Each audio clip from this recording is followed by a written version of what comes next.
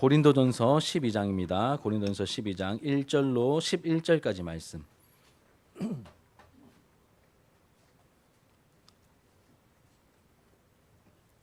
우리 한 절씩 교독하고 마지막 절은 함께 읽도록 하겠습니다.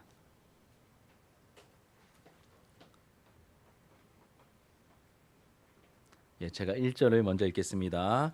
형제들아, 신령한 것에 대하여 나는 너희가 알지 못하기를 원하지 아니하노니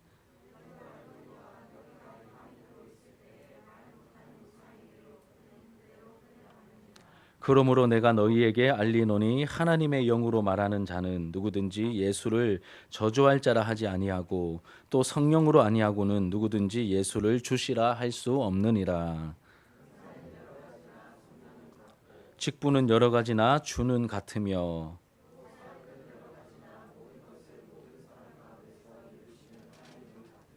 각 사람에게 성령을 나타내심은 유익하게 하려 하심이라.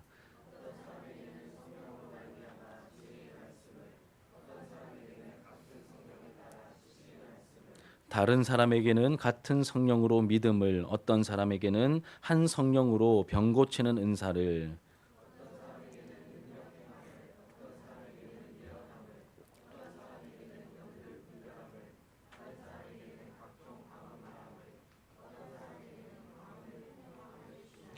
함께 읽겠습니다. 이 모든 일은 같은 한 성령이 행하사 그의 뜻대로 각 사람에게 나누어 주시는 것이니라. 아멘. 오늘 본문의 말씀으로 신령한 것에 대하여라는 제목으로 하나님 말씀 증거하도록 하겠습니다. 우리가 살아가고 있는 이 세상 여러 가지 특징을 우리가 설명할 수 있겠지만 요즘은 최첨단 시대를 우리가 살아가고 있습니다. 인공지능 AI와 또 로봇 기술의 발달로 이 세상이 엄청난 속도로 지금 발전하고 있죠.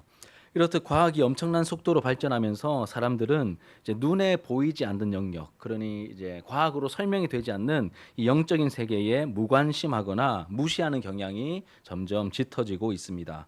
그리고 우리도 이 세상에 살고 있기 때문에 은연중에 이러한 영향을 자연스럽게 받게 되겠죠.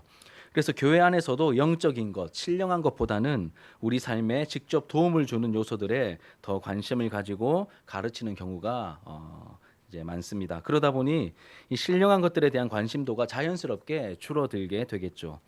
이러한 경향은 이제 저에게서도 좀 나타나는 것 같습니다. 그런데 다행히도 고린도전서 강해에 쭉 진행해 나가다가 이제 이 은사를 다루는 신령한 것 은사를 다루는 이제 12장 말씀을 우리가 이 적절한 타이밍에 만나게 해주신 것 같습니다. 한쪽으로 치우쳐 중요한 것을 놓칠 우려가 있는 저와 우리 공동체에 균형을 잡아주시는 하나님의 말씀으로 그렇게 다가왔습니다. 바라기는 오늘 말씀을 나누면서 우리 모두가 다 이 신앙의 균형을 잡게 되어서 우리 개인 신앙과 공동체의 영적 분위기가 이전보다 좀 더 균형 잡히게 되고 건강해지는 은혜가 임하기를 축복합니다. 우리 지난주에는 이제 11장 말씀에서 지난번 11장에서는 우리 지난주에는 안 했기 때문에 그 지난번에 11장 다룰 때 예배 시간에 여성이 머리에 수건을 쓰는 문제, 그리고 이 성찬식을 행할 때 먼저 온 자들이 음식을 다 먹어 치워버리는, 그래서 약한 사람들이 소외감을 느꼈던 그런 문제들을 함께 나누어 보았습니다. 이에 대해 바울이 뭐라고 말했습니까? 이제 머리에 수건을 쓰는 문제는 하나님이 부여하신 영적인 권위를 인정해라라고 하는 그 부분과 또 복음의 영향을 받은 영적인 배려, 그렇죠. 기다렸다가 쉽게 말하면 먼저 먹지 말고 배려 좀 해라. 기다리다가 같이 먹어라. 이렇게 얘기하는 이 실제적 지침 함께 나누었습니다. 이 공동체의 유익을 먼저 생각해야 한다라고 우리가 결론 지을 수 있겠습니다. 그리고 오늘 이어지는 12장 이 전반부 내용을 우리가 함께 살펴볼 텐데 1절이 이렇게 시작하죠. 함께 읽어볼까요? 1절을 같이 읽겠습니다. 시작. 형제들아, 신령한 것에 대하여 나는 너희가 알지 못하기를 원하지 아니하노니. 바울이 고린도 교회 성도들에게 이제 신령한 것에 대해서 말하겠다라고 운을 떼고 있습니다. 근데 말을 좀 꼬아놨죠. 나는 너희가 알지 못하기를 원하지 않는다. 알지 못하기를 원하지 않는다. 이중부정이라고 합니다. 이중부정. 무언가를 강조할 때 사용하는, 이제 바울이 종종 사용하는 표현입니다. 쉽게 말하면 나는 너희가 꼭 알았으면 좋겠다. 꼭 알기를 원한다라고 말하는 것입니다. 그럼 무엇에 대해서 꼭 알기를 원한다고 합니까? 신령한 것에 대하여 너희가 꼭 알기를 원한다라고 말합니다. 여러분, 그러면 신령한 것이 뭘까요? 신령한 것, 답을 말씀드리면 성령의 은사를 말합니다. 성령님이 주시는 선물인 이 성령의 은사를 말하죠. 그리고 성령의 은사를 다루는 내용은 무려 14장까지 이어집니다. 12장에서 시작해서 13장, 14장까지 이 은사를 다루고 있습니다. 굉장히 많은 분량이죠. 그래서 오늘 본문은 이 성령의 은사를 다루는 어떤 서론의 역할을 하는 이 파트입니다. 이 부분 말씀하신 만큼 또 제가 준비한 만큼 말씀을 함께 좀 나누도록 하겠습니다. 크게 세 부분으로 나누어서 우리 말씀을 좀 생각해 보겠습니다. 첫 번째는 준비시키기입니다. 준비시키기. 이 성령의 은사에 대해서 신령한 것, 성령의 은사에 대해서 다룰 것인데 그 전에 이제 본격적으로 다루기 전에 뭔가 준비를 좀 시키는 부분입니다. 그게 1절부터 3절이죠. 고린도 교회 성도들이 꼭 알아야 될 중요한 내용이다라고 1절에서 운을 뗐죠. 그러면서 이 고린도 교회 성도들이 예수님을 믿기 전에 어떤 모습이었는지 떠올리도록 만듭니다. 너희들 교회 다니기 전에 예수님 알기 전에 이랬잖아, 이렇게 말을 합니다. 2절 함께 읽겠습니다. 2절 시작. 너희도 알거니와 너희가 이방인으로 있을 때에 말 못하는 우상에게 끄는 그대로 끌려갔느니라. 바울은 지금 성령의 은사에 대한 문제를 본격적으로 다루려고 하는데 이 고린도 교회는 성령의 은사가 여러분 나름 풍성하게 우리 배경하고 할 때 살펴봤죠.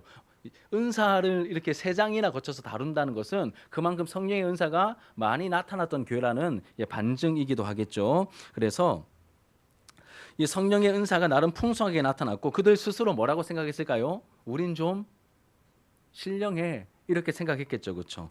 그런데 바울은 지금 뭐라고 말합니까? 어떻게 접근하죠? 너희가 이방인으로 있을 때 성령의 은사가 풍성히 나타났고 지금 나름 성령의 은사를 가지고 있어서 신령한 척하고 있는 이 사람들에게 바울이 너희가 이방인으로 있을 때에 그것들이 끄는 대로 이끌려 다녔던 이제 우리 아이들이 쓰는 말로 그 뽀시래기 시절을 기억해라. 지금 막 신령한 척하고 있는데 그 뽀시래기 시절을 기억하라라고 하면서 겸손하도록 준비시키고 있죠. 겸손하도록 준비시키고 있습니다. 그리고 3절로 이어집니다. 3절. 자, 3절입니다. 시작. 그러므로 내가 너희에게 알리노니 하나님의 영으로 말하는 자는 누구든지 예수를 저주할 자라 하지 아니하고 또 성령으로 아니하고는 누구든지 예수를 주시라 할 수 없느니라. 성령의 은사에 대해 본격적으로 말하기 전에 하나님의 영이신 성령님이 하시는 가장 중요한 일이 무엇인지 이야기하고 있습니다. 우리가 볼 때는 막 능력을 행하시고 막 은사를 부어주시고 막 방언이 터지고 병자들이 벌떡벌떡 일어나고 다 하나님의 성령께서 일하시는 중요한 사역이 맞는데 이것을 말하기 전에 이 은사를 다루기 전에 가장 먼저 성령께서 하시는 가장 중요한 사역이 무엇인지를 먼저 말합니다. 무엇입니까? 성령님은 예수님이 누구신지 또 그분이 하신 일이 어떤 의미를 가지는지 깨닫게 하십니다. 그걸 알게 하시는 분이 바로 성령님이라는 것이죠. 제가 3절에 다시 읽어드릴게요. 그러므로 내가 너희에게 알리노니 하나님의 영으로 말하는 자는 누구든지 예수를 저주할 자라 하지 아니하고 또 성령으로 아니하고는 누구든지 예수를 주시라 할 수 없느니라. 여러분, 성령으로 말하는 사람은 성령을 받았고 예수를 믿어서 성령을 받았고 그 성령으로 말하는 사람은 누구든지 예수를 저주할 자라 하지 않는다라고 말합니다. 여러분, 예수님께서 십자가에 달려 돌아가셨을 때 사람들이 일반적으로 어떻게 생각하고 어떻게 해석했습니까? 나무에 달려 죽은 걸 보니 하나님의 저주를 받은 게 맞네, 이렇게 사람들은 해석하고 예수를 폄하하고 비난했잖아요. 그런데 성령을 받은 사람들은 하나님의 저주를 받아 예수님이 죽은 게 맞긴 맞는데 다르게 해석이 된다는 겁니다. 예수가 재수가 없거나 예수가 죄를 지어서 하나님의 저주를 받은 게 아니라 누구 대신에 저주를 받은 겁니까? 내 죄를 대신해서 십자가에 저주받아 죽으셨다는 것을 누가 고백할 수 있습니까? 성령을 가진 사람들, 성령으로 말하는 사람들이 이것을 알고 바르게 고백할 수 있다는 것이죠. 그 다음 구절 보시면 또 성령으로 아니하고는 누구든지 예수를 주시라 할 수 없느니라. 우리를 대신해서 하나님의 저주를 대신 받으신 그 예수님이 누구십니까? 내 삶의 주인이시요, 교회의 머리이시요, 온 세상의 주인이심을 고백하게 된다는 것이죠. 이게 가장 중요한 성령님의 사역이라는 것입니다.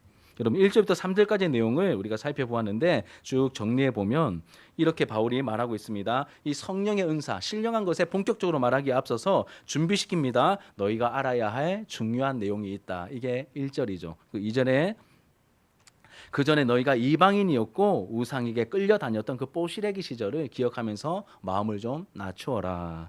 그리고 3절에 뭐라고 말합니까? 성령의 주된 사역은 예수님과 그분이 하신 일을 알아보고 주로 고백하게 하는 것이 성령님이 하시는 일이다. 그래서 여러분 성령의 은사가 없다 할지라도 예수님의 십자가 의미와 예수를 주로 고백하고 있다면 뭡니까 그 사람? 성령이 임한 사람이죠. 은사가 나타나지 않는다고 성령이 없는 사람이 아니라 예수를 주로 고백한다면 그 안에 성령이 있는 사람임을 말하고 있는 것. 이렇게 먼저 준비시키는 작업을 하고 있습니다. 이게 첫 번째 파트입니다. 이게 두 번째로 여러분 이 성령의 은사, 신령한 것, 성령의 은사가 어디서부터 오는 것인지 말합니다. 은사의 출처를 확인시켜 주죠. 우리 4절부터 6절까지 말씀 같이 읽겠습니다. 시작.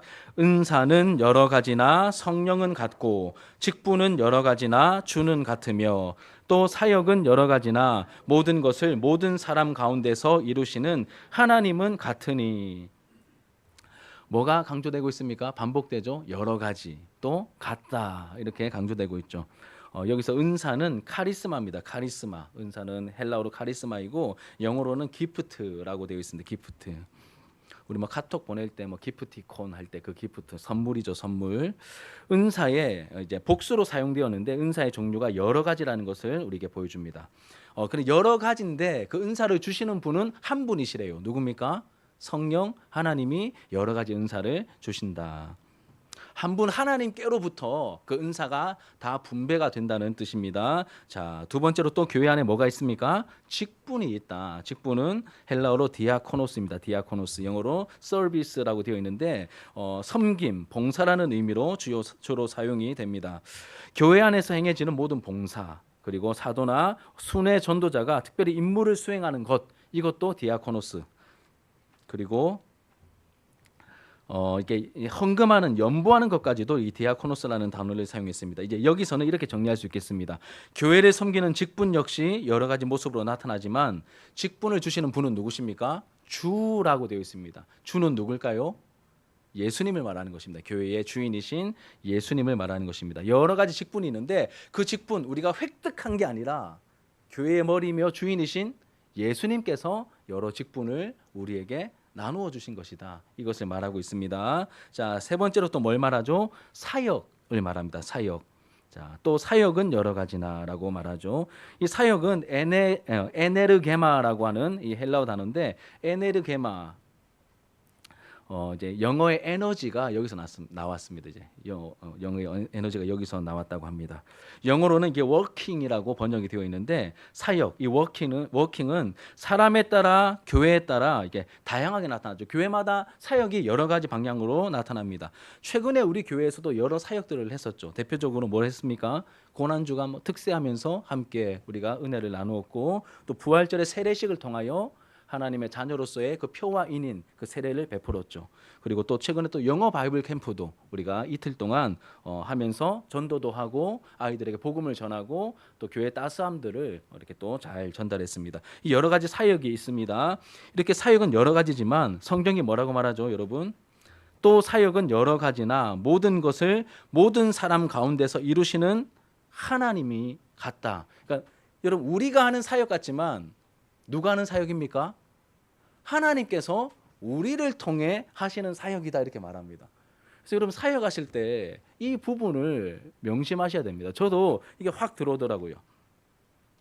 내가 하는 게 아니라 하나님께서 나를 통하여 일하시는 시간이구나. 하나님께서 우리 직분자들과 여러분들을 통하여 일하시는 거구나. 이 사실을 여러분 이 믿음을 우리가 가질 때 우리가 하는 게 아니라 하나님께서 우리를 통해 일하시는 교회가 되는 겁니다. 좀 느낌이 다르지 않습니까? 굉장히 영적으로 막 저력이 생기고 깊어지는 그러한 느낌적인 느낌을 우리가 받게 됩니다. 은사, 직분, 사역 모두 교회에 꼭 필요한 것들이죠. 그리고 교회 안에 있는 여러 은사들, 직분들, 여러 사역 활동들 모두 어디서부터 오는 겁니까? 우리가 하는 게 아니라 우리가 획득하는 게 아니라 하나님께로부터 삼위 하나님께로부터 나오는 것들이다. 특히 우리가 지금 이제 중점적으로 살피는 이 다양한 은사들을 주시는 분이 누구라고 말합니까? 성령님이시다. 같은 성령님이시다.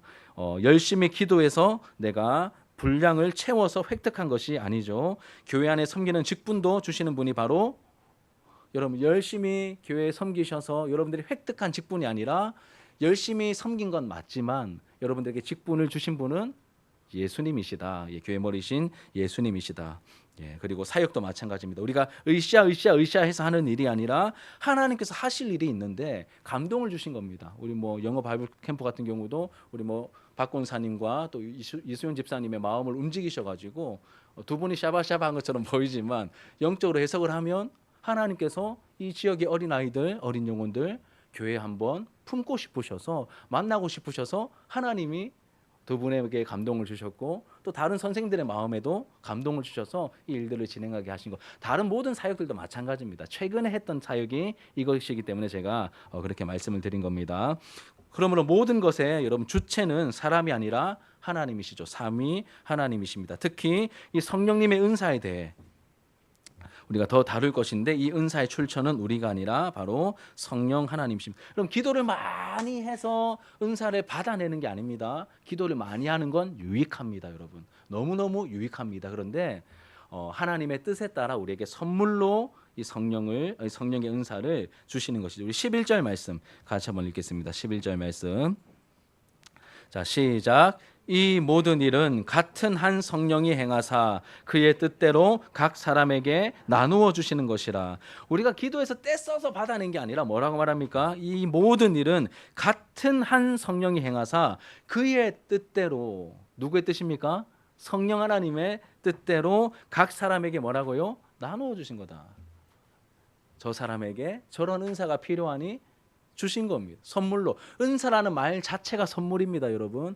선물로 주신 것입니다.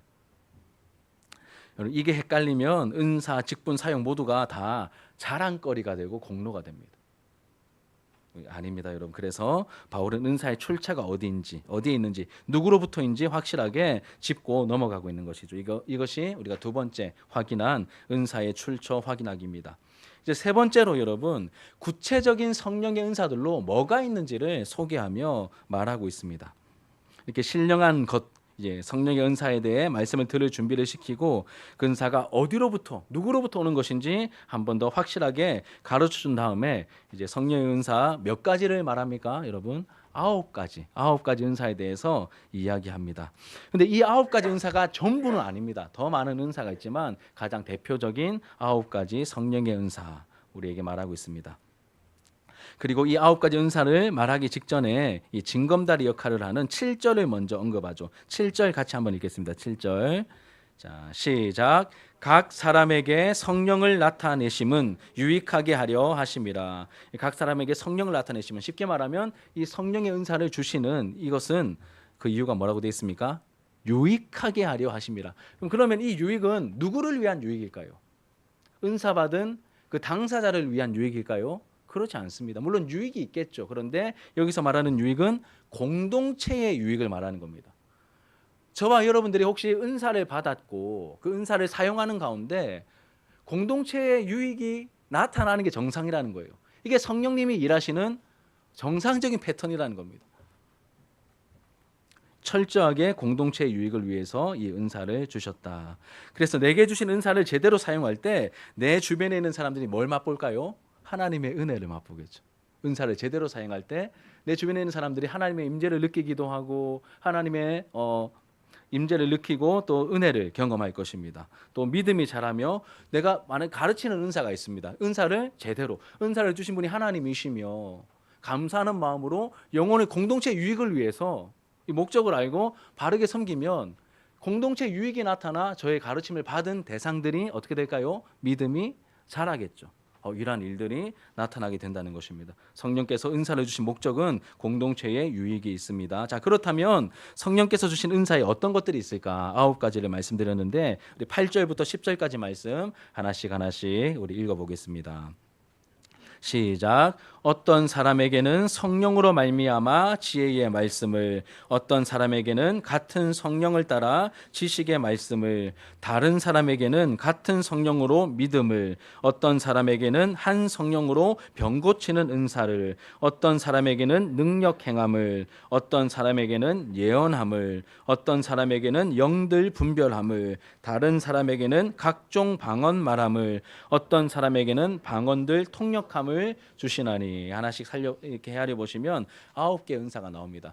여러분 이렇게 은사에 대한 신령한 것에 대한 설교를 오늘 한 번으로 마칠 게 아니라 14장까지 이어지기 때문에 이제 오늘 욕심 부리지 않고 이 9가지 맛만 이렇게 살짝 보도록 하겠습니다. 첫 번째 은사가 뭡니까? 지혜의 말씀이죠. 지혜의 말씀입니다. 성령께서 주시는 은사로서의 지혜를 말합니다. 세상의 지혜와 구별되는 성령님이 주시는 지혜로서의 은사입니다. 이 지혜는 여러분 그리스도의 비밀을 깨닫게 하고 십자가의 도를 알게 하는 하나님의 지혜를 말합니다. 다시 말씀드립니다. 이 세상에 놀라운 것을 깨닫는 게 아니라 그리스도의 비밀을 깨닫게 하고 십자가의 도를 알게 하는 그 하나님의 지혜. 이 지혜를 누가 주신다고요? 성령님이 주신대요. 성령님이 주십니다. 물론 모든 그리스도인들은 기본적으로 이런 지혜를 소유하고 있습니다. 십자가의 의미를 알고 계시죠? 예수님이 어떤 분인지 알고 계시죠? 그러면 이미 하나님이 주신 지혜를 가지고 있습니다. 모두가 다 이 은혜를, 이 은사를 기본적으로 받은 사람들입니다. 하지만 이 8절에 나오는 어떤 사람들에게 주어지는 이 지혜는 더 깊은, 더 깊이가 있는 특별한 지혜를 말하는 것이겠죠. 더 깊이가 있는 특별한 지혜를 말하는 것입니다. 그래서 그리고 그냥 지혜라고 말하지 않고 뭐라고 표현합니까? 지혜의 말씀이라고 말합니다. 지혜의 말씀. 지혜의 말씀이라고 한 것을 보면 그냥 이런 지혜면 혼자 가지고 있고 혼자 이렇게 묵상할 수 있는데 지혜의 말씀이라고 한 걸 보면 어떻게 해야 될 것 같습니까? 누군가에게 알려줘야 할, 전해야 할 그러한 이제 내용이라는 것을 우리가 알게 됩니다. 이 성령의 도우심으로 깊게 깨닫고 알게 된 이 예수 그리스도의 십자가와 이 예수님의 주 되심을 다른 사람에게 이 지혜의 말씀이라고 불리는 성령의 은사를 받은 사람들, 그냥 우리가 다 알고 고백하는 것처럼, 그래 예수님은 나를 위해 십자가를 지셨어, 예수님은 내 삶의 주인이셔, 교회 머리이셔, 우리가 어느 정도 다 알고 있는 그러한 지혜, 하나님이 성령께서 은혜로 주신 그 지혜이고 믿음이 맞는데 이것보다 더 깊고 풍성하게 이 하나님의 예수를 보내신 이 하나님의 마음이 막 절절히 와닿는, 저는 지혜의 말씀을 그냥 이거는 맞지 않을 수도 있습니다. 저는 이렇게 정리했습니다. 하나님의 마음을 아는 것이 아닐까. 이 지혜의 말씀은 다른 무엇보다 하나님의 마음을 아는, 예수를 주신 이 하나님의 마음을 아는 것, 이 복음에 담겨 있는 하나님의 절절한 이 사랑의 마음을 아는 것, 이것이 세상이 알지 못하는 하나님이 주시는 지혜요. 이 지혜의 말씀에, 그래서 이 마음이 너무 넘쳐 흐르면 전하게 되잖아요. 그래서 이 지혜의 말씀이지 않을까 싶습니다. 고린도전서 2장에 보면 여러분 여기에 대한 조금 이게 부연 설명이 될 만한 구절이 있습니다. 읽고 넘어갈게요. 자, 고린도전서 2장 10절과 12절 같이 한번 읽겠습니다. 시작. 오직 하나님이 성령으로 이것을 우리에게 보이셨으니 성령은 모든 것 곧 하나님의 깊은 것까지도 통달하시느니라. 우리가 세상의 영을 받지 아니하고 오직 하나님으로부터 온 영을 받았으니 이는 우리로 하여금 하나님께서 은혜로 주신 것들을 알게 하려 하심이라. 10절에 보시면 오직 하나님이 성령으로 이것을 우리에게 보이셨대요. 성령이 아니면 볼 수 없는 것을 우리가 성령을 통하여 보게 되었다, 알게 되었다. 성령은 모든 것, 곧 뭘 알게 하십니까? 어떻게 하십니까? 성령님은 하나님의 깊은 것, 뭐라고 표현할 수 있겠어요? 하나님의 깊은 것, 하나님의 마음이겠죠. 하나님의 마음을 통달하여 아시는 그 성령께서 이 지혜의 말씀이라고 불리는 이 은사를 누군가에게 더 풍성하게 부어주셔서 견딜 수 없는 마음을 가지고 이 하나님의 마음을 누군가에게 전하게 하시는 그 은사. 그리고 12절에 보시면 우리가 세상의 영을 받지 아니하고 오직 하나님으로부터 온 영, 뭘까요? 성령이죠. 성령을 받았으니 이는, 성령을 주신 이유는 우리로 하여금 하나님께서 은혜로 주신 것들, 많은 은혜가 있는 은혜로 주신 것들을 알게 하시려고 성령을 주셨는데 그 은혜를 더 풍성하게 깨닫고 누리는 사람들이 있죠. 지혜의 말씀의 은사를 받은 사람들. 입니다. 자, 두 번째로 지식의 말씀입니다. 지식의 말씀. 이 지식의 말씀은 이렇게 정리할 수 있겠습니다. 성경의 내용과 배경 지식을 아는 그 지식의 말씀입니다. 사실 지혜의 말씀과 많은 부분에서 비슷한 부분이 많아요. 그래서 어떤 분들은 그냥 하나로 퉁치고 넘어가기도 합니다.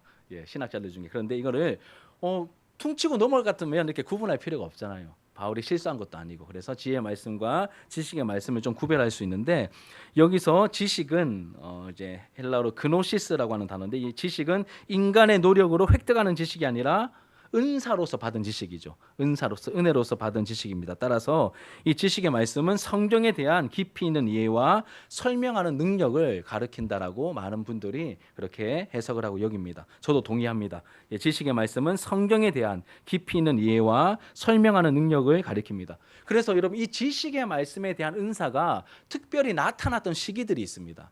이제 고대 교회 시절에 이 교리를 체계적으로 좀 정리해야 될 필요가 있었거든요. 그래서 여러분, 그때의 그 교리적인 지식을 다 알고 그 해박함 가운데 분명하게 이것을 정리해내려면 뭐가 필요할까요? 딴 사람들보다 똑똑해야 되겠죠. 탁월한 지식이 있어야 됩니다. 지혜라고 표현할 수도 있겠죠. 그래서 그때 이 고대 교회 시절에 유명한 이게 신학자들이 좀 많이 나왔는데, 이분들이 지식의 말씀을 가졌던 그런 대표적인 케이스다. 또 한 시대가 더 있습니다. 종교 개혁 시대. 이 성경을 너무 자의적으로 자기 마음대로 해석하던 이 시대에 굉장히 탁월한 신학자들이 너무너무 많았습니다. 하나님께서 특별한 시대에 특별한 은사를 또 부어주신다라고 하는 것을 우리가 알 수 있겠습니다. 목소리가 꺾여서 죄송합니다. 성경에도 그런 예가 있죠. 누구일까요? 성경에 능통했던 아볼로가 대표적인 케이스로 그렇게 또 제시가 되고 있습니다. 자, 지혜의 말씀이 있고, 제가 일부러 이렇게 구별을 한 겁니다. 지혜의 말씀은 뭐라고요? 하나님의 마음을 아는 것. 그리고 지식의 말씀은 뭐라고 했습니까? 성경에 대한 내용과 그 배경에 대한, 말 그대로 지식적인 부분에서의 어떤 탁월함, 이렇게 우리가 볼 수 있겠습니다. 자, 세 번째로 뭐가 나오죠? 믿음도 은사랍니다. 믿음의 은사입니다. 믿음. 여기서 믿음은 구원을 얻는 데 필요한 보편적인 믿음은 아닙니다. 그렇죠? 다 가지고 있잖아요. 그렇죠? 특별히 주시는 그 믿음의 은사가 있다는 것이죠. 이 소수의 사람들에게 주어진 은사로서의 믿음을 말하는 것입니다. 이제 성경을 봐도 복음서 같은 거 보면 예수님께서 믿음이 적은 자들을 꾸짖지 않습니까? 제자들이 믿음 없이 굴 때 믿음이 적다라며 꾸짖으시죠. 또 이에 반해서 백부장이나 가나안 여인 같은 경우에는 믿음이 크다라며 칭찬하시잖아요. 그래서 그 크다라고 칭찬하신 그 믿음이 이 믿음의 은사의 한 부분이지 않을까, 그렇게 많이들 또 해석을 해 놓으셨습니다. 저도 거기에 동의를 합니다. 그럼 우리 믿음에 예수님을 믿는, 구원 얻는 믿음은 뭐 크고 작음이 있는 것이 아니겠죠. 그런데 이것 외에 우리가 신앙생활하면서 우리가 또 믿음을 발휘해야 될 때가 있잖아요. 맞습니까? 그 믿음은 클 수도 있고 작을 수도 있는데, 믿음의 은사를 받은 사람은 어떻다고요? 믿음이 크다라는 겁니다. 제가 이게 설명이 좀 난해한데 좀 구체적인 거 없나 싶다가 그냥 여러분, 제가 생각나고 여러분들이 생각났습니다. 코로나 시기에 교회를 개척했습니다. 남들 다 말렸거든요. 그럼 뭡니까? 남들 다 안 되니까 지금은 아니다, 최 목사 지금은 아니다, 멈춰라 했는데 하나님께서 제 마음에 소원을 주셨거든요. 그리고 저는 해도 안 망할 것 같더라고요. 잘 이렇게 여러분 순화해서 잘 들으시기 바랍니다. 지금 보니까, 그런데 여러분 지금도 우리 교회가 이렇게 건강히 성장하니 주변에 아는 분들이 저를 찾아와서 개척에 대한 문의를 하십니다. 그럼 저는 하라고 그래요. 안 망한다. 전도가 되는 가장 확실한 방법은 교회를 세워서 그 교회를 세워나가는 가운데 전도하는 게 내가 보니까 가장 확실한 방법이고 하나님 기뻐하시는 방법이다 라고 말씀드려도 잘 못하십니다. 근데 저는 시작했잖아요. 그리고 여러분들은 이 개척교회 뭘 볼 게 있다고 위험한 교회 오셨잖아요. 그 믿음이지 않을까 싶습니다. 너무 그냥 우리끼리 그냥 그런 겁니까? 아닌 것 같아요, 여러분. 이렇게 남들이, 그러니까 우리는 너무 당연한데 남들은 당연하지 않아요. 믿음의 은사의 한 측면이다라고 생각을 할 수 있겠습니다. 예. 오해는 안 하셨죠, 그렇죠? 예, 이게 믿음의 은사의 어떤 한 측면일 수 있습니다.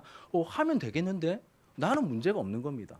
하나님 주신 믿음 때문에 그 믿음의 은사로 해석할 수 있겠습니다. 자, 네 번째 병 고치는 은사입니다. 병 고치는 은사 원어로 보면 복수로 되어 있습니다. 그러니까 여러 병들을 고치는 은사들로 그렇게 번역할 수 있는데 하나님께는 못 고칠 병이 없으시잖아요. 예, 못 고칠 병이 없으십니다. 특히 여기서는 육신의 질병뿐만 아니라 또 귀신 들림과 같은 영적인 병도 여기에 포함이 되겠죠. 그래서 병 고치는 은사는 꼭 육신의 질병만 고치는 게 아니라 정신적인 질병, 영적인 질병까지도 하나님께서 다 고치실 수 있기 때문에 그러한 치유의 역사까지 병 고치는 은사에 포함이 되는 것이죠. 그런데 좀 이렇게 우리 개혁주의 계열 가운데 너무 성경을 이렇게 조금 협소하게 해석하는 분들 몇몇 분들이 이제 은사 중단론을 얘기하시는 분들이 있습니다. 근데 저는 거기에는 동의하지 않습니다. 예, 병 고치는 은사 지금도 나타납니다. 예, 그걸 제한할 필요도 없고, 예, 그것을 멈출 이유도 없고, 제가 봤을 때는 별 크게 명분이 없는 것 같습니다. 그런데 중요한 것은 뭐냐면 지금도 그 은사는 주어지고 있고 나타나고 있는데 그 하나님의 역사는 나타나고 있는데 내가 고치는 게 아니라 누가 고치는 겁니까, 여러분? 예수님께서 나를 통하여 고치시는 것이죠. 이 부분 헷갈리시면 안 됩니다. 그래서 제가 이전에 섬겼던 교회에서는 누군가의 치유를 위해서 기도할 때 일부러 그 목사님이 그 부분에서는 좀 지혜로우셨던 것 같아요. 만약에 병 고치는 은사가 있는 사람이 확연히 있다 할지라도 그 사람 혼자서 기도해서 그 사람 차도가 나타나고 병이 나오면 꼭 표현 죄송합니다. 꼭 지가 고친 것처럼 착각할 수 있기 때문에 그 자리에 있던 장로님들, 교역자들이 함께 손을 얹고 기도합니다. 그럼 누가 고친 겁니까? 다 같이 고친 겁니까? 아니죠. 주님께서 우리를 통하여 고치신 거잖아요. 그러니 이게 안전하기 때문에 일부러 이렇게 하시더라고요. 참 지혜로운 방법이다라고 생각을 합니다. 예. 병 고치는 은사 지금도 나타나고 있는 분명한 은사. 선교지 가면 여러분 막 비일비재하게 나타난다는 간증이 얼마나 많습니까? 그런데 은사 중단론을 말하는 것은 좀 너무 많은 무리수가 있어 보입니다. 자, 다섯 번째 능력 행함입니다. 능력 행함. 능력 행함은 사실 치유를 통하여 가장 많이 나타납니다. 그런데 병 고치는 은사를 따로 언급했기 때문에 능력 행함은 다른 식으로 나타나는 이게 성경에 보면 막 바울을 막 회방하는 사람들 이제 하나님의 능력이 나타나서 앞을 갑자기 못 보기도 하고 막 이런 일들 이제 설명할 수 없는 그런 하나님의 기적적인 일들이 나타나는 것이 바로 능력 행함의 은사라고 할 수 있겠습니다. 여전히 유효한 것은 하나님의 능력이 제한되지 않습니다. 예전에는 그게 하나님 가능했는데 지금은 불가능하십니까? 아니잖아요. 하나님의 능력은 여전하십니다. 또 과학을 신앙처럼 신봉하는 이 시대에 과학을 초월하는 이적이 어느 때보다 필요한 시기다라고 저는 생각이 됩니다. 그래서 우리가 하나님 앞에 바르게 준비되어 복음이 좀 힘있게 능력 있게 이 악한 시대에 증거되기 위하여 하나님 치유뿐만 아니라 능력이 나타나기를 원합니다라고 우리가 그 은사를 이 교회에 달라고 부어달라고 기도할 때 하나님께서 주실 것 같아요. 하나님 영광을 위하여 이 악한 시대에 어떻게 하나님이 계심과 역사고 계심을 우리가 드러낼 수 있을까? 물론 우리의 선행과 복음 전도를 통하여도 가능하지만 때로는 필요할 때 이런 능력 행함이 필요할 때는 하나님께서 일해달라고. 그래서 여러분 실제로 북이스라엘 역사 속에서 가장 시대가 악했던 시대가 아합 때거든요. 그때 활동했던 선지자가 엘리야와 엘리사입니다. 이때 기적이 가장 많이 일어납니다. 시대가 악할수록 이제 이런 측면에서 우리가 이 능력 행함도 이해를 할 수 있겠습니다. 자, 여섯 번째는 예언함이죠. 예언입니다. 예언. 이 예언은 회중에게 말하는 것과 관련이 있습니다. 우리 14장 3절 한번 읽겠습니다. 시작. 그러나 예언하는 자는 사람에게 말하며 덕을 세우며 권면하며 위로하는 것이요. 예. 예언은 교회의 현재 상태나 미래의 일에 대해 말하고 성도들을 권면하며 위로하는 것을 말합니다. 초대교회에 예언했던 선지자들은 대개 교회의 현재 상태에 대해서 이 성도들을 하나님의 말씀으로 권면하고 훈계하며 위로하는 일을 했습니다. 우리 사도행전 강의하면서 쭉 봤을 때 거기에 종종 예언하는 일들이 나왔다. 뭐 가뭄이 있을 거다. 바울에게 당신 가면 잡힌다. 이런 예언들 기억나십니까? 예. 그리고 또 마지막 부분에는 바울도 그 이제 배를 타고 가다가 그 배가 깨어졌을 때 이제 사람들에게 하나님께 받은 메시지를 전하지 않습니까? 뭐라고 전합니까? 죽는 사람 아무도 없을 거니 안심해라. 이런 식의 예언들이 있기도 했었죠.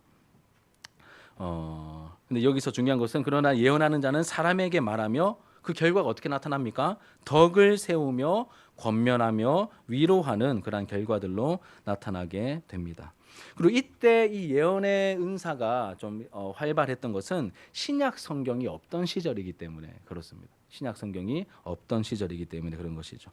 그러나 성경이 완성되면서 성경과 같은 효력을 갖는 이러한 사도적 예언의 은사는 이제 중단되었다고 보셔야 됩니다. 성경이 완결되었기 때문에 누군가 하나님의 메시지를 받았다면서 자기 말이 마치 성경이 가지고 있는 권위처럼 똑같다고 주장하는 그러한 사도적 권위를 주장하는 그러한 예언은 이단입니다, 여러분. 그런 거 없습니다.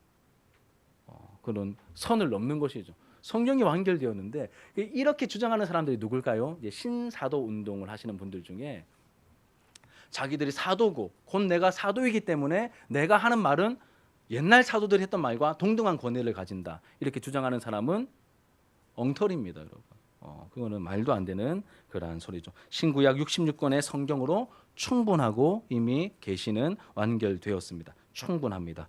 우리의 구원과 생활에 필요한 하나님의 계시는 신구약 성경 66권으로 완성되었으며 또다시 새로운 계시를 필요로 하지 않습니다. 특별한 계시가 더 이상 필요로 하지 않다는 것이죠.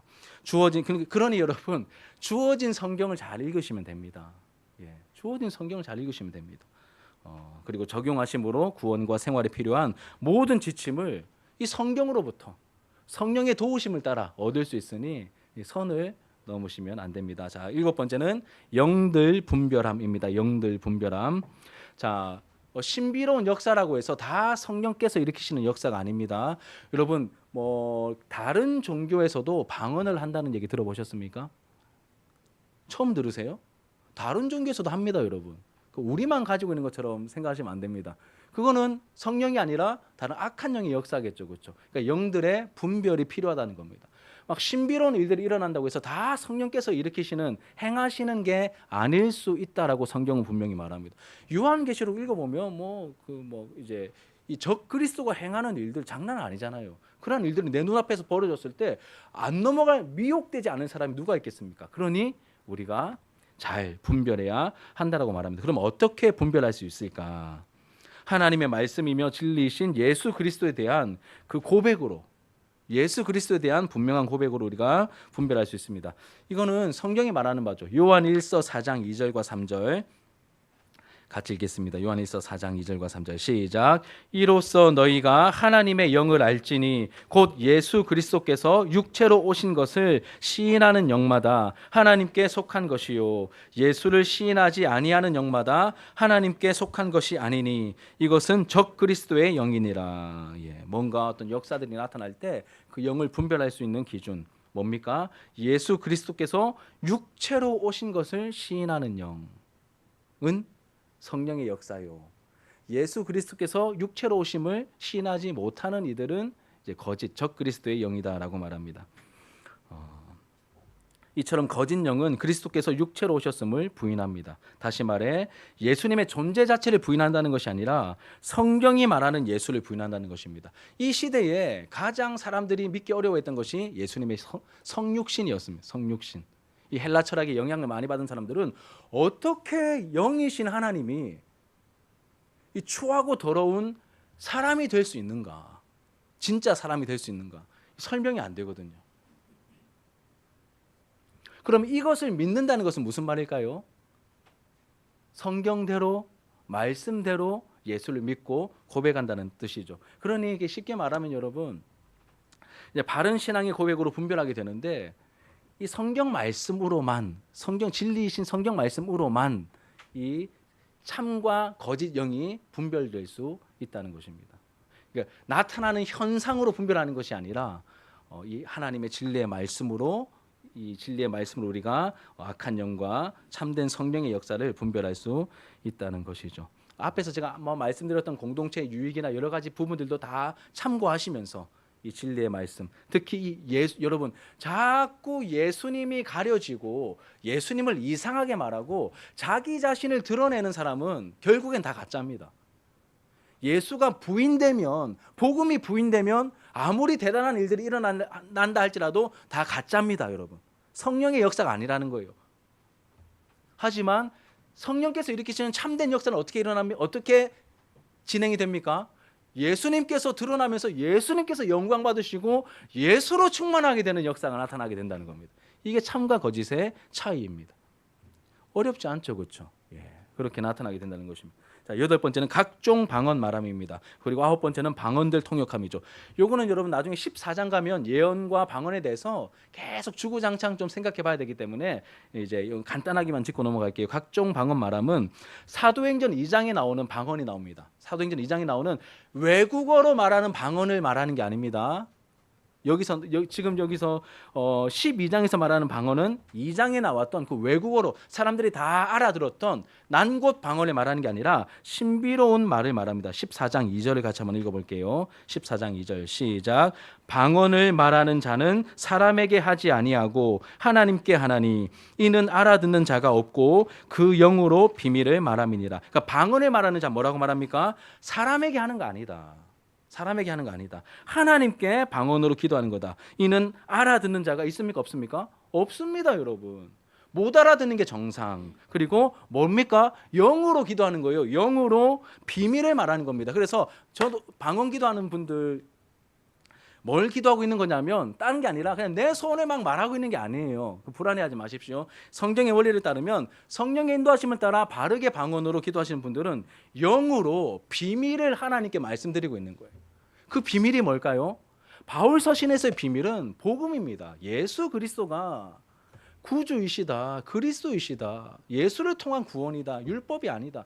이 비밀입니다, 여러분. 그래서 우리가 나도 모르는 사이에 방언으로 기도할 때, 저도 한 번씩 그럴 때 있거든요. 막 불안해질 때 이 말씀이 탁 떠오릅니다.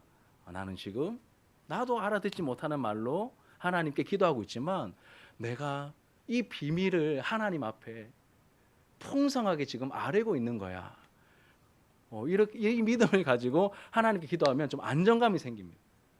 내가 엉뚱한 길로 가지 않는구나. 그리고 실제로 여러분 이 방언에 대한 설명을 보니까 여러분들이 황홀경에 빠져서 뭔가를 이렇게 비밀스러운 말들을 한다 이렇게 해석을 해놓으셨는데 물론 막 입신을 하게 되는 경우도 있지만 대부분의 경우는 제 경험에 따라 미천한 제 경험에 따르면 방언으로 기도해도 정신은 말짱하고요. 그리고 하나님께 더 깊이 나아가는 임재를 경험합니다. 그리고 이 말씀으로 붙들림 받으면 예수 그리스도가 너무 선명해요. 그래서 저는 방언으로 기도합니다.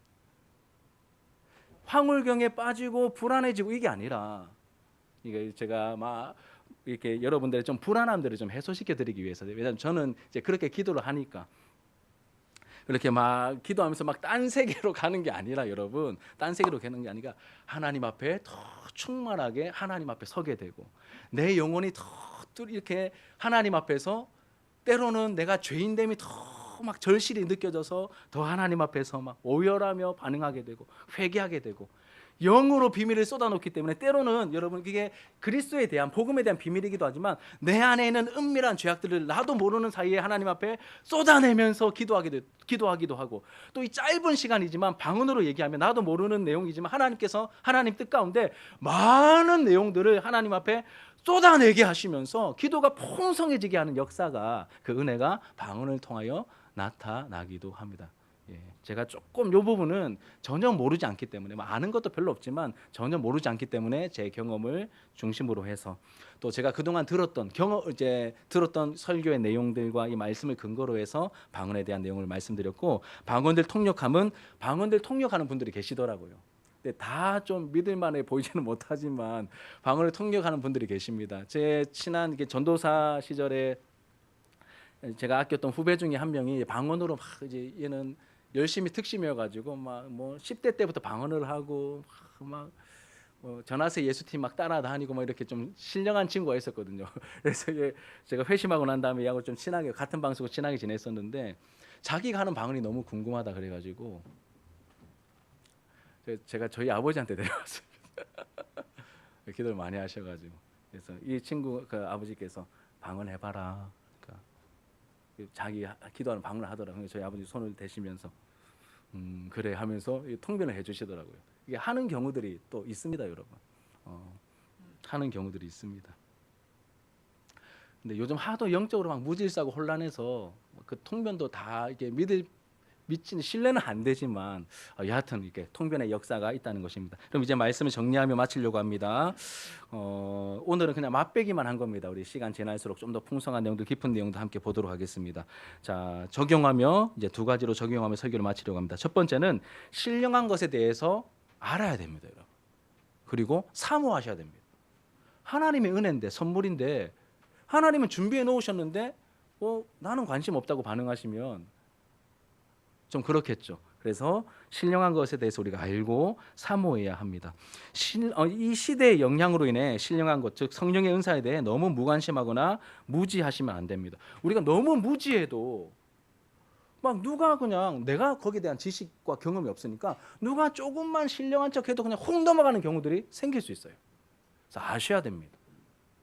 필요하면 경험도. 저는 이 말씀 준비하면서 좀 기도가 되더라고요. 하나님, 이 12장부터 14장 다루는 가운데 신령한 것들을 경험케 하여 주시옵소서. 그래서 우리 교회가 더 영적으로 풍성해지고 여기에 대해서 무지해 가지고 막 더 놀랍게 하나님께서 쓰실 수 있는데 여기에 대해서 아무런 준비도 되어 있지 않아 가지고 말할 때마다 그냥 거부만 하는 이런 모습이 아니라 내가 아는 부분에서는 분명히 인정하고 사모하며 구하고 또 아닌 부분은 분명하게 알고 아니다 이렇게 얘기해 주면서 그렇게 우리가 잘 준비되는 그러한 은혜가 있기를 축복합니다. 신령한 것에 대해서 우리가 알고 사모해야 합니다. 그래야 여러분 우리 공동체 안에 영적인 권위가 깃듭니다. 영적인 권위가. 자, 두 번째로는 은사를 받은 분들은 공동체의 유익을 위해서 사용하셔야 됩니다. 영적인 배려와 함께 공동체의 유익을 위해서 사용하셔야 됩니다. 이런 은사는 획득하는 게 아닙니다. 하나님이 성령께서 특별히 선물로 주신 것이죠. 우리는 받은 것입니다. 그러니 결코 과시나 자랑의 대상이 아닙니다. 야, 나 이런 경험도 있잖아. 막 은연중에 뭐 이렇게는 안 하겠지만 막 이렇게 대화 속에서 은근히 우리가 나타낼 수 있거든요. 그렇게 하지 말자는 겁니다. 우리 다 그럴 수 있기 때문에 저부터도 제가 제일 위험한 녀석이죠. 우리 그러지 말자는 것입니다.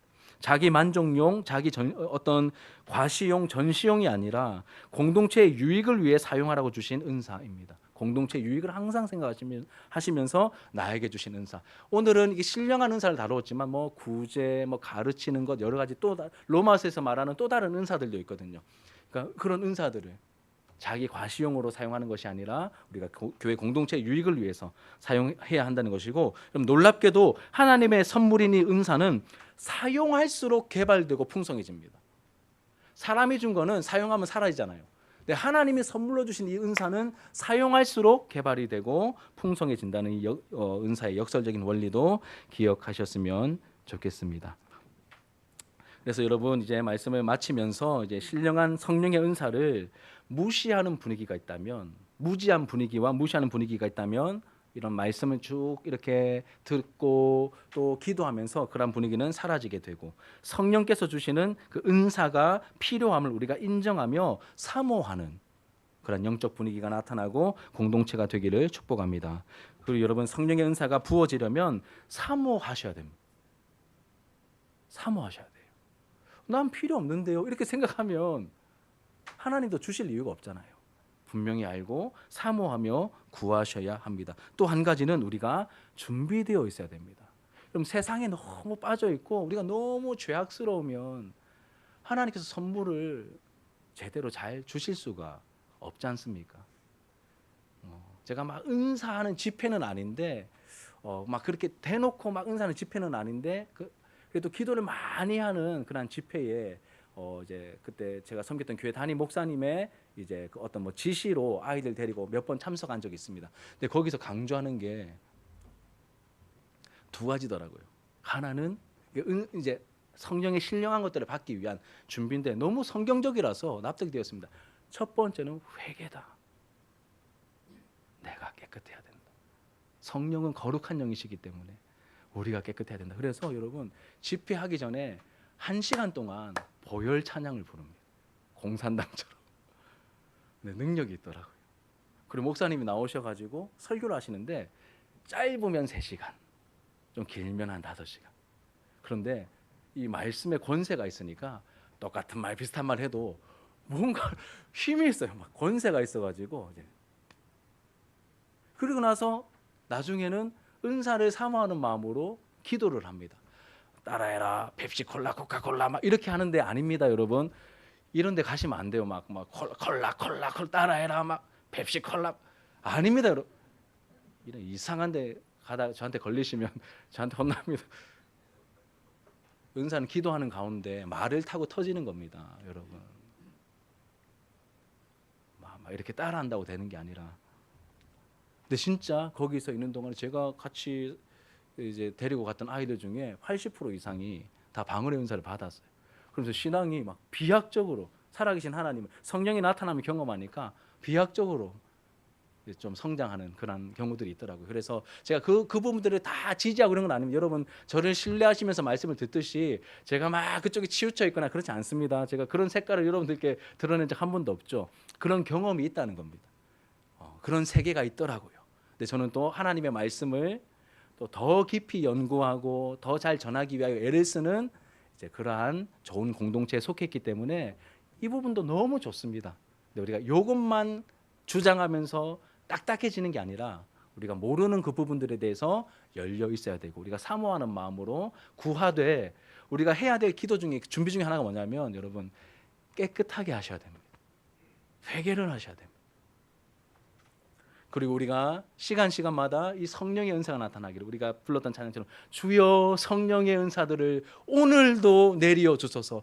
2000년 전에 임하셨던 성령께서 그 이후로 계속해서 필요한 공동체마다 은사를 주셨는데 임재를 성령의 나타나심을 허락해 주셨는데 오늘날 우리에게도 하나님 우리가 능력 있게 살아가고 싶습니다. 맨날 빌빌거리면서 마귀에게 이리 끄는 대로 저기 끄는 대로 끌려가는 게 아니라 중심을 잡고 하나님의 말씀대로 승리하며 복음을 능력 있게 증거하면서 승리하는 삶을 살아가기 위해서 내 몸부림을 넘어선 성령의 은사가 주님 나에게 필요합니다. 우리 공동체에 필요합니다. 그 은사를 우리에게 신령한 은사를 부어 주시옵소서라고 우리가 기도하며 나아갈 때 우리 교회 공동체 안에 여러분 신령한 영적 분위기가 깃들 겁니다. 가볍지 않을 겁니다. 딱딱하지도 않을 겁니다. 이런 예 들어보셨지 않습니까? 누군가 예배당 문을 딱 열고 왔는데 처음 온 사람인데 그 영적 분위기에 압도되어서 계속 하염없이 눈물 흘리며 하나님 임재 앞에 서게 되고 이런 일들이 그냥 책에서나 누군가의 간증을 통해서만 듣는 게 아니라 왜 우리 교회는 그런 일들이 나타나서는 안 됩니까? 아니잖아요. 제가 먼저 깨어있고 이 말씀을 함께 듣고 나눈 여러분들도 함께 말씀으로 준비되어서 그러한 때로는 압도적인 그 영적인 권위를 함께 경험하기도 하고 때로는 풍성한 이 하나님의 은혜에 모두가 다 감격하기도 하고 때로는 놀라운 기쁨으로 말미암아 춤을 추기도 하고 우리 영이 막 살아나는 역사가 생명이 가득한 역사가 더 충만해지는 우리 사랑하는 우리 진주 하나로 교회 우리 모든 하늘 가족들의 모습이 되기를 주님의 이름으로 축복합니다. 우리 함께 말씀의 은혜를 기억하면서 기도하는 마음으로 우리 기도하십시다. 찬양하겠습니다. 두 손 들고 찬양합니다.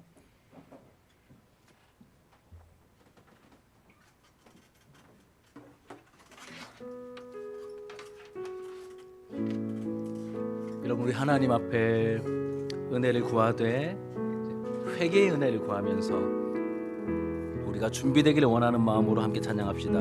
두 손 들고 찬양합니다. 두 손 들고 찬양합니다. 다시 오실 왕 여호와께 오직 주만이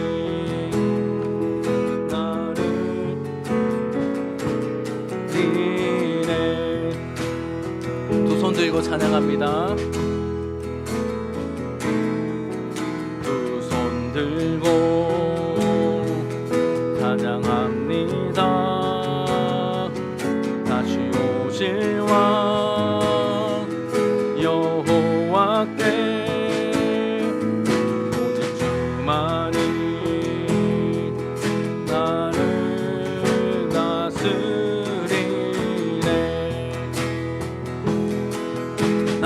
주님만을 나 주님만을 섬기 헛된 마음 버리고 헛된 마음 버리고 성령이여 성령이여 내 영혼 충만하게 하소서. 나 주님만을 섬기리 나 주님만을 섬기리 헛된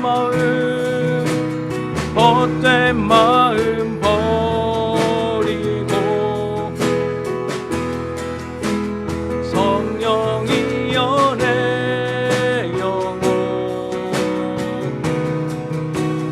충만하게 하소서. 주님 앞에 내 생명 드리리라. 두 손 들고 찬양합니다. 두 손 들고 찬양합니다. 찬양합니다. 다시 오실 왕 여호와께 오직 주만이 나를 다스리네 나를 다스리네. 나 주님만을 섬기리 나 주님만을 섬기리 헛된 마음 버리고 헛된 마음 버리고 성령이여 성령이여 내 영혼 충만하게 하소서. 주님 앞에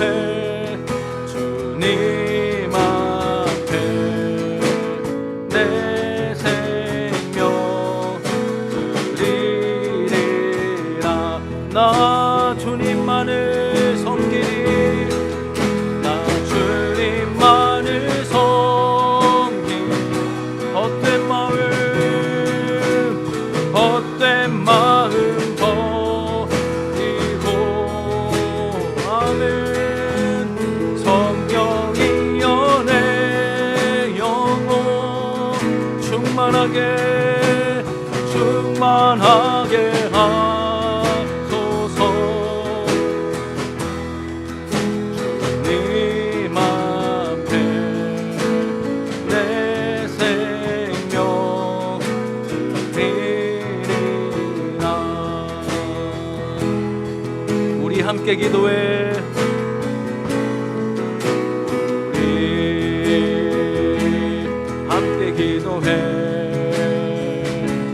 주 앞에 나와 무릎 꿇고 긍휼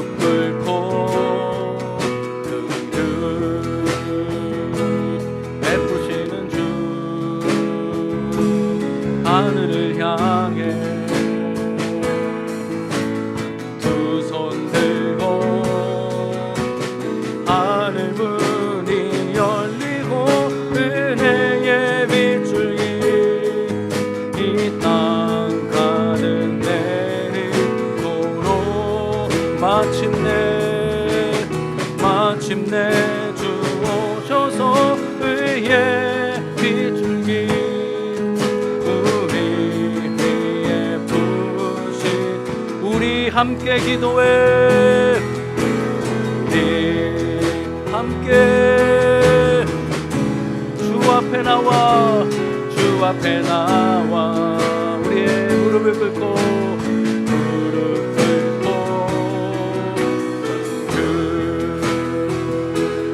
베푸시는 주 하늘을 향해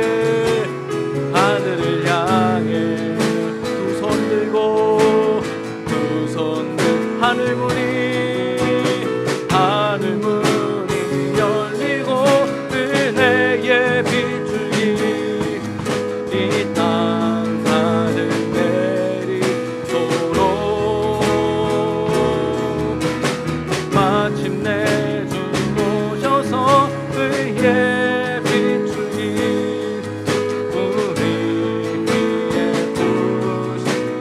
문이 열리고 하늘 문이 열리고 은혜의 빗줄기 이 땅 가득 내리도록